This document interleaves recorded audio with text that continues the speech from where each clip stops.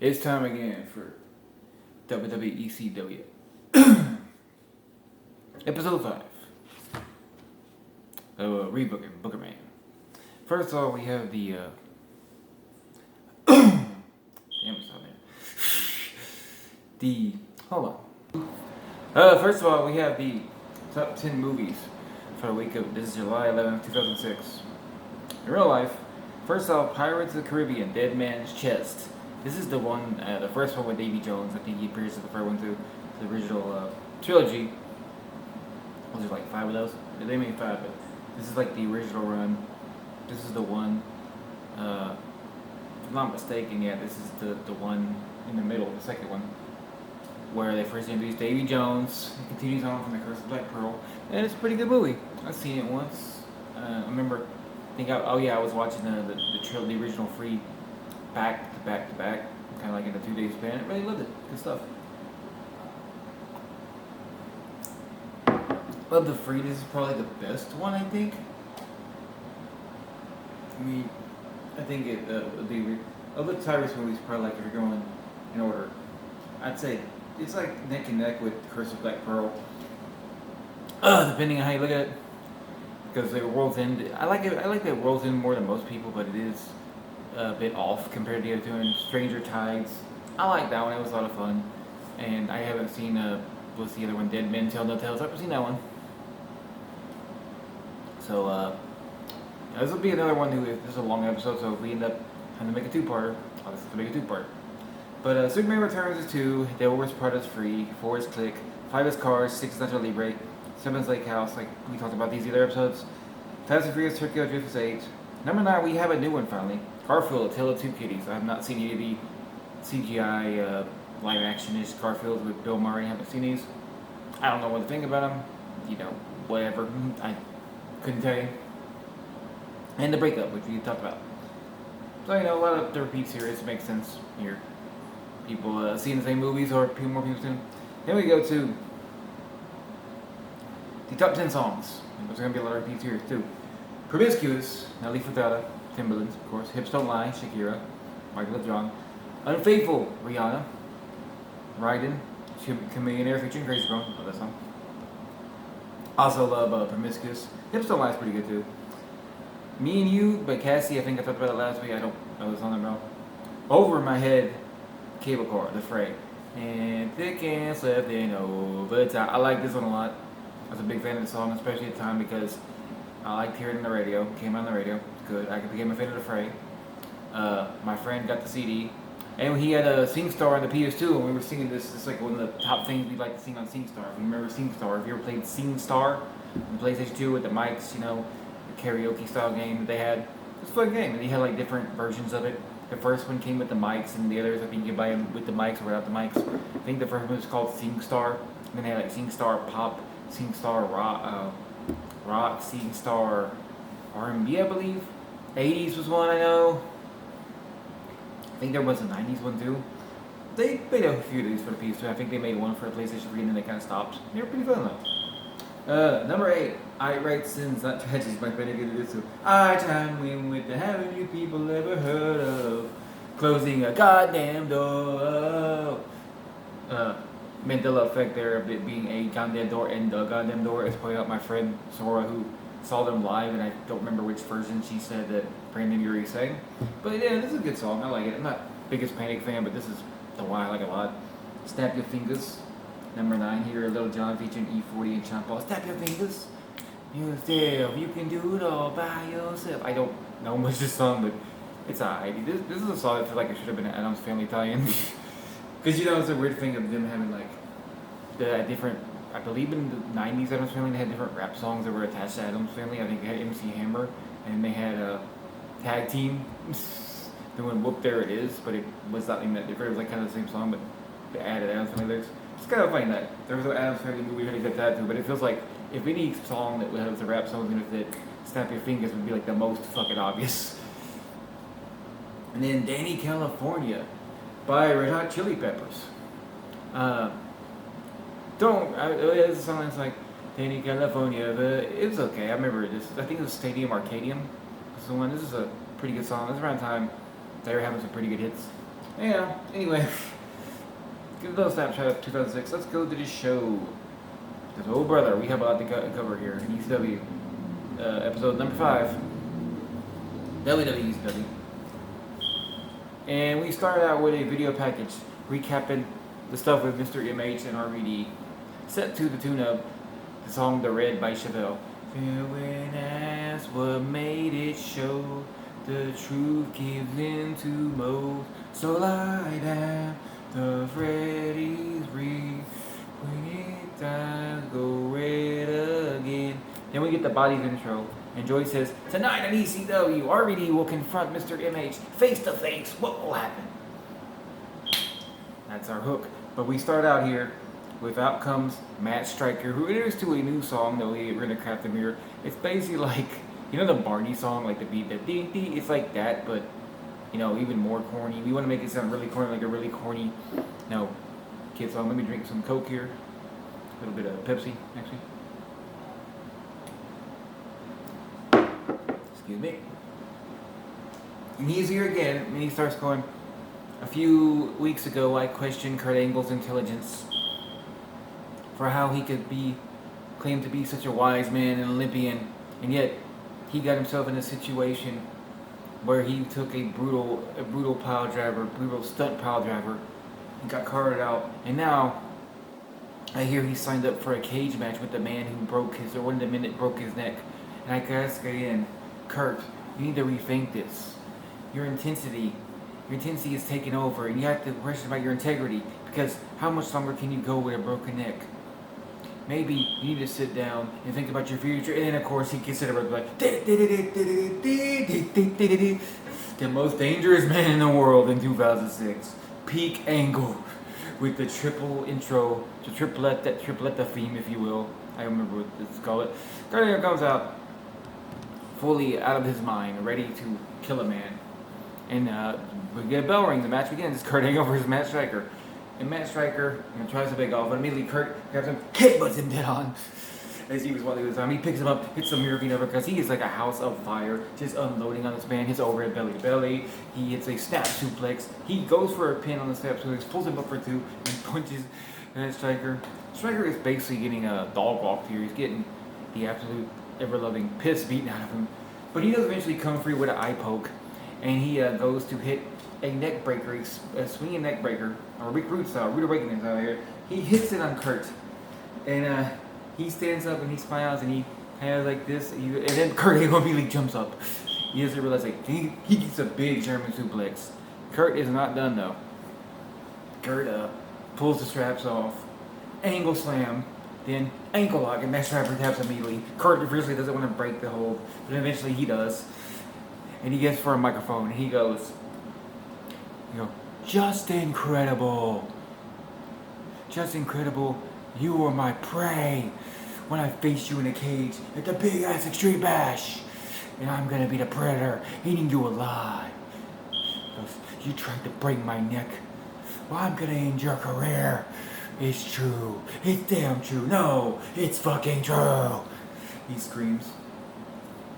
Yeah, and he goes, and I haven't forgotten about you either, Lance. Just remember, you're next on my hit list.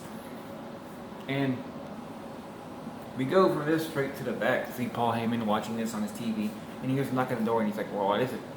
He goes, well, and somebody comes in, some PA, or is like, hey, Paul, something's going down. You need to see. What's the problem? So he runs off. And when we go to, ECW hype stuff or whatever, so ECW.com, merch and whatnot. And we get, next up, we get the debut of Seventh Son as he's announced with Ariel.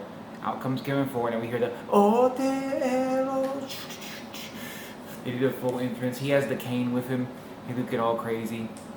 And he's in the ring, and as he's in the ring, out comes his opponent, Shannon Moore. Who, for now, he can still have his do-do-do-do-do-do-do-do. I might give him a better theme later, because, Dillagaff and all, but I kind of fuck with the reject Shannon Moore. I don't like the way he was singing in real life, but I kind of like the idea. But he comes out, and we're off to the races. So we have our second match here, Seventh Son with Ariel versus Shannon Moore. And Shannon immediately tries to drop kick, and Seventh Son doesn't move. And he's perturbed as he tries a spinning wheel kick, and much like SVR 07 when you put the small dudes against the dudes that are bigger.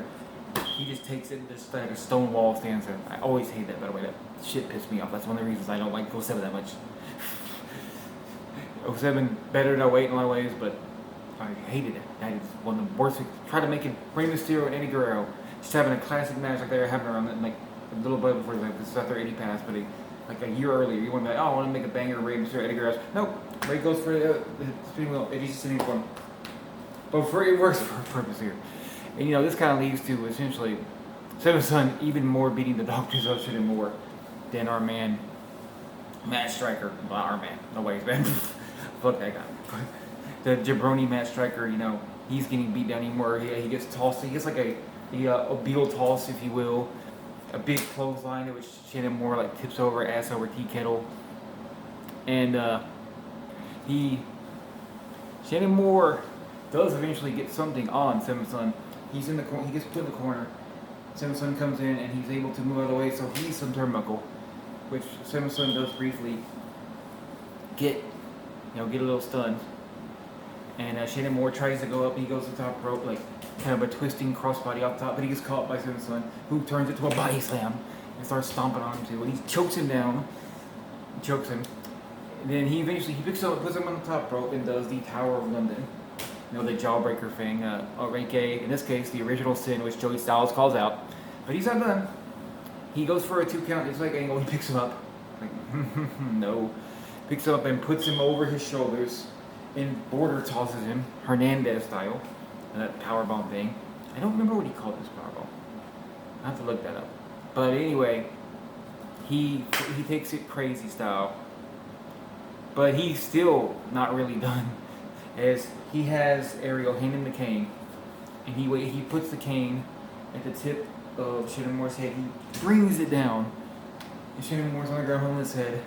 And Kevin Ford looks at the camera and he screams, "Seven Son!" I keep getting confused because he's like, because the bear and the fangs, and we see Shannon Moore's now bleeding, and Kevin Ford goes over, and he chokes him again, and he licks the blood off his head, and Shannon Moore seems to be out now, and he pins him.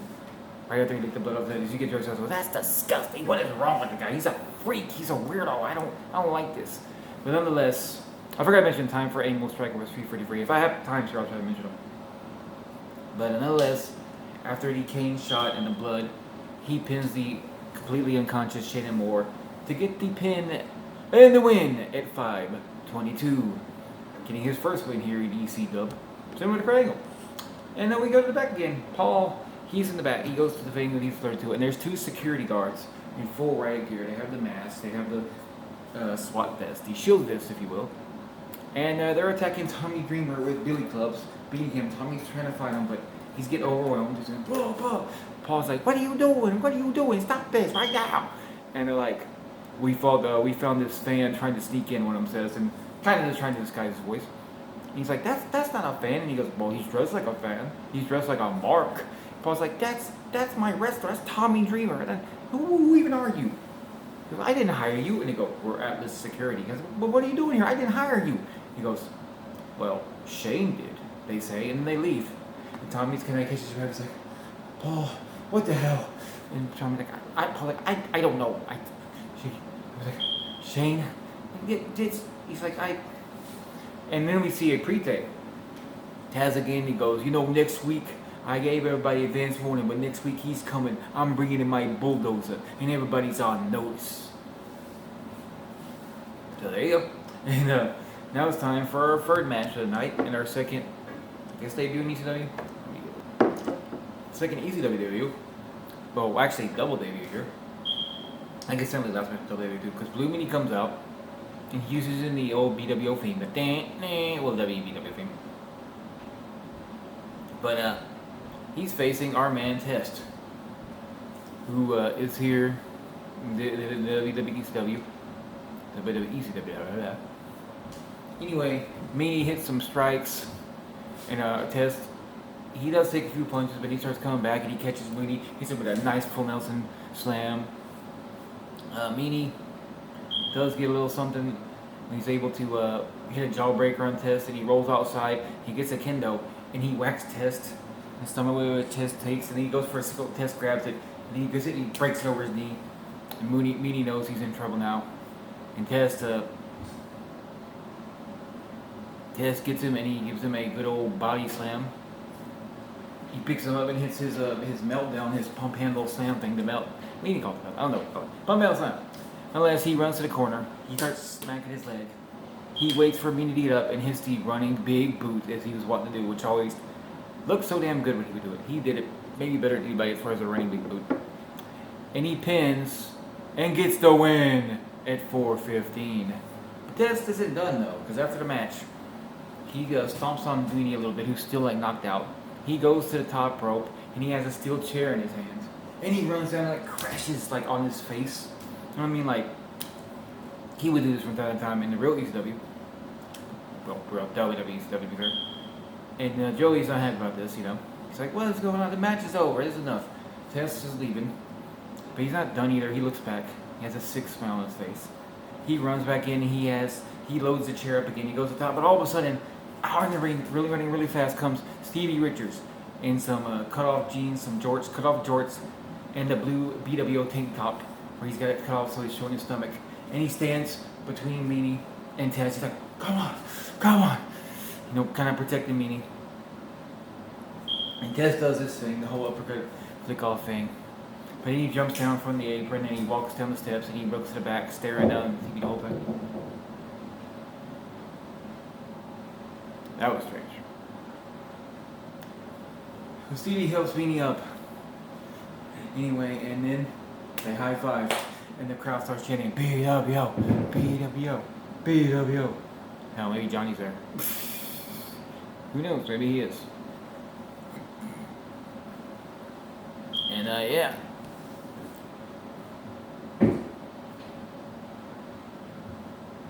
Anyway, then we get Joey Styles running down the Bay Bash. The big ass extreme bash. He hypes up the cage match with our boy Kurt Angle and our boy Justin. No, nobody's boy, but just incredible in the cage. Keep doing that. Gotta stop doing that. And the tag match between the FBI and the Enduring Roadkill, and we throw to a package now. The Enduring Roadkill with their highlights to the song Super Bon Bon, which I understand was their ECW theme originally, by the Coughing Souls. Oh, Soul Coughing, rather. Soul Coughing. So we have like a little video of the package of some of the stuff they would do in ECW to hype them up, as one does. And we go back and Paul's in the back again, and now he gets on the top of his door, and it's Victoria.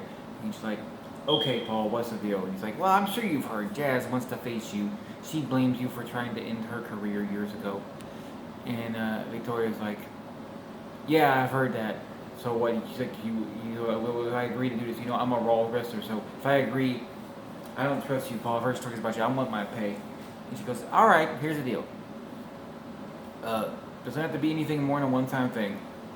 At the Bay Bash, big ass extreme bash, you versus Jazz. How's that sound? And then she goes, well, he writes a check. He's like, here's a check for right now. If you win, I'll give you another check. And you can check right now with your bank and make sure it's good. Paul Heyman having a history of bounce checks. And Victoria looks at it and goes, this is like half of what I made it on Raw, but okay. No, whatever. For one night's work, I'll do it. I'll go to Hammerstein.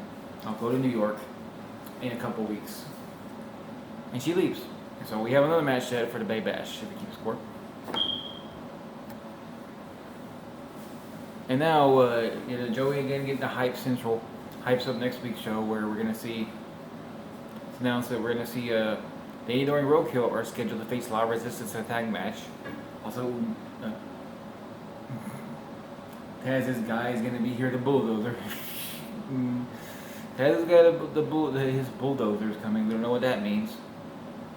You know, what else could be happening? We don't know yet.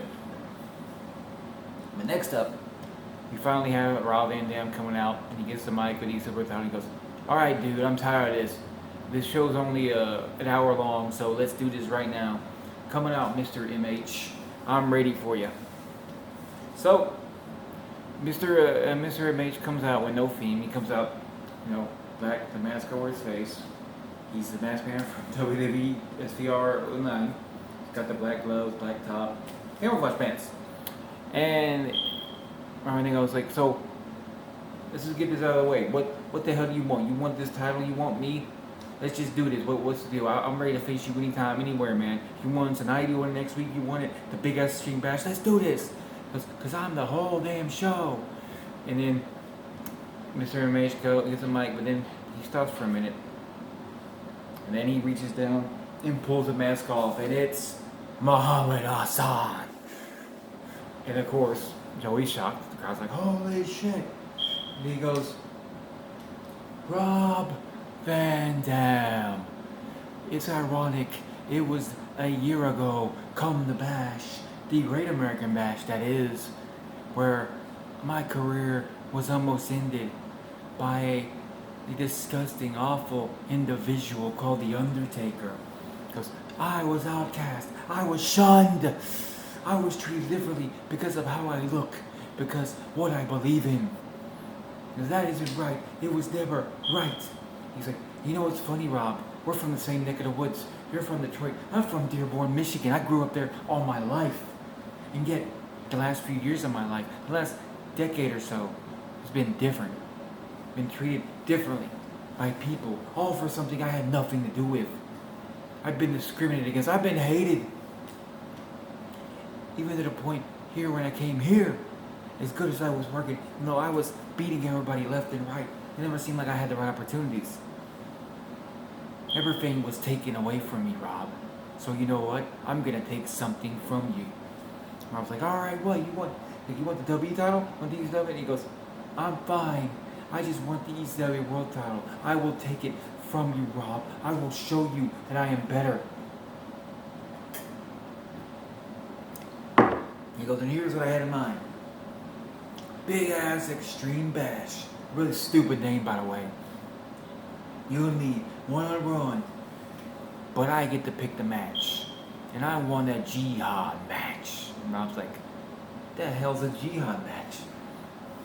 He goes, I don't know what that means, man. But I'll take it regardless. And he goes, don't be so quick, Rob. Because I'm explaining what it means. This match will have 3 falls. He goes, and the first fall will be a regular wrestling match. Because I know ECW, you like the fancy hitting someone with a chair, or putting them through a table, or making them bleed. You don't really care about rest holds and things of that nature. But I want to show that I can wrestle better than you, Rob Van Dam. And Rob's like, dude, I'm fine with that. I can out wrestle you. I can show it to you. Good, because in the second match, going to be what we consider an Extreme Rules match. The second fall, rather. He goes, second fall. Once we go to the second fall, anything goes. We can use any weapon we want and destroy each other. Rob said, that's perfect with me. That is perfect with me. He goes, fine. And if we go to a third fall, if it's necessary, I want the last thing to be me picking you, destroying you, and sending you away on a stretcher to the hospital. So let's make it a stretcher match. And Rob says, that also works for me because I want to put you behind me. I want to put you in that stretcher and take you out of here. Because, yes, for whatever reason you've been targeting me. I had nothing to do with all that stuff you're going through, all the little things you're crying about, all the things you're mad about. I can understand where you're coming from. But there were ways to go about it. You've been jumping me from behind. You've been sneak attacking. You've been having me think other people have been doing this. So, at the big ass Extreme Bash, I'm going to end it all. And I will be standing still the ECW and the WWE World Champion because I'm the whole damn show. Rob Van Dam. And Muhammad Hassan simply shakes his head as Rob does his tongue. And that's how the show ends. We end it like that. We have it set up now for the Bay Bash. Currently for the Bay Bash. The following matches have been set. Victorian Jazz, this big grudge match building up. The FBI versus Danny Doring and Roadkill. That match has its roots in the last ever ECW pay-per-view. The return cage match. Return cage match with revenge all in its bloodstream, if you will. As Kurt Angle faces the man, one of the men who tried to injure him and tried to end his career. Just incredible. And the main event, a jihad match where the first fall is a wrestling match, second fall is Extreme Rules, and the third is a stretcher for the ECW World Title. Rob Van Dam defending against no longer Mr. MH, Muhammad Hassan. And of course, we have some other things brewing here, you know. We saw, it seems like the reunion of the BWO. Is it just going to be Stevie and Media, or are they going to have their other buddy? What's Tess do? Why is he such an angry young man? Seventh Son, what are we going to see him do next? Or Ariel, for that matter. Is Matt Striker done here at all? What's the deal with Atlas Security? Who are they? What do they represent? And what about Shane? Here he is mentioned again. And on top of that, Taz is bringing his bulldozer next week. Who could it be now? All this and more. We might find out some more. And we might. Who knows? We make more matches for the Bay Bash. We have 4 right now. Are we gonna make some more? We don't know. But tune in next time for ECW episode 6 to be in the KFAB. It'll be July 18th. But they will release whenever. We're pretty close to July 18th actually when I record this. But it'll be whenever I decide to do it. But anyway, that's all. Thanks for watching. Have a great day.